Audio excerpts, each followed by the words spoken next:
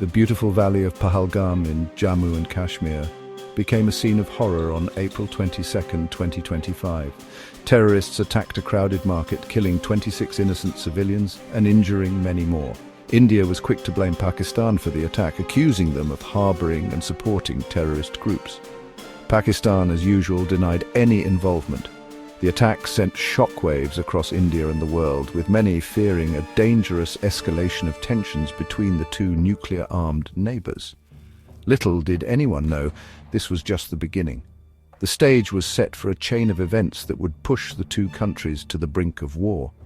The Pahalgam attack was a grim reminder of the volatile situation in the region.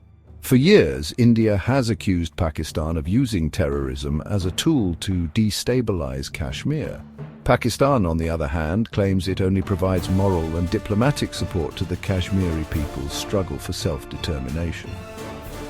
The attack put immense pressure on the Indian government to respond decisively. The public demanded justice for the victims and a strong message to be sent to those responsible. On the night of May 8, 2025, India launched Operation Sindoor, a series of surgical strikes against terrorist camps located across the line of control in Pakistan-occupied Kashmir. According to Indian sources, the operation targeted 9 specific locations, including training camps, ammunition dumps, and launch pads used by terrorist groups. India claimed that the strikes were preemptive and aimed at preventing further attacks on Indian soil. They also insisted that only terrorist infrastructure was targeted and no civilian casualties were caused. Pakistan, predictably, denied the existence of any terrorist camps within its territory. They condemned the strikes as an act of unprovoked aggression and vowed to retaliate at a time and place of their choosing. The international community watched with bated breath as the situation on the ground remained tense and unpredictable. The fear of a full-blown war between the two nuclear-armed neighbors loomed large. Pakistan's response came swiftly and fiercely. On the morning of May 9, 2025, a barrage of Pakistani drones targeted 26 locations across India. These included military installations, air bases, and critical infrastructure in Jammu and Kashmir, Gujarat, and Punjab. While most of the drones were intercepted by the Indian air defense, some managed to reach their targets, causing minor damage. 3 civilians were injured in Firozpur when debris from a downed drone fell on a residential area. As if the drone attacks were not enough, Pakistan also resorted to heavy cross-border shelling along the line of control.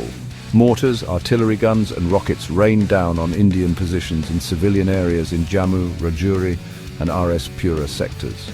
The Border Security Force and the Indian Army retaliated with equal measure, resulting in heavy exchanges of fire that lasted for several hours. The escalating violence caused panic among the border residents, with many fleeing their homes seeking safety in underground bunkers. The international community reacted with alarm and concern to the escalating violence between India and Pakistan. The G7 foreign ministers condemned the Pahalgam terror attack and urged both countries to exercise restraint and de-escalate the situation. US President Trump, known for his unpredictable foreign policy decisions, appealed for calm and expressed his willingness to mediate between the two sides. However, with both India and Pakistan determined to stand their ground, the possibility of a peaceful resolution seemed distant. As the conflict intensified, so did the spread of misinformation and fake news. Social media platforms were flooded with unverified claims and doctored images aimed at whipping up nationalist sentiments and demonizing the other side. One such rumor claimed that a massive Indian drone attack had targeted the revered Nankana Sahib Gurdwara in Pakistan. Another fake news report alleged that all flights between Delhi and Mumbai had been cancelled due to the conflict. However, these claims were quickly debunked by fact-checking websites and government agencies, highlighting the importance of verifying information from reliable sources during times of crisis. The fog of war, it seemed, had extended to the digital realm, making it more challenging than ever to separate fact from fiction.